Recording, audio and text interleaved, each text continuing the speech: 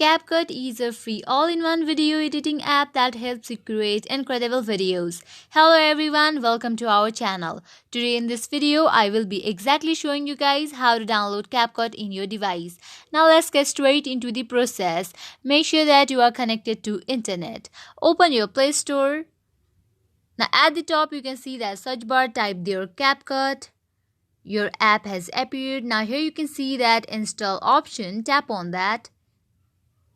Now it is in the process to be downloaded to your device. After waiting for some time, it will be downloaded to your device and you can easily open and use this app. I hope now you guys are clear about how to download CapCut app in your Android phone. If you find this video helpful, make sure to like, share and subscribe to our channel.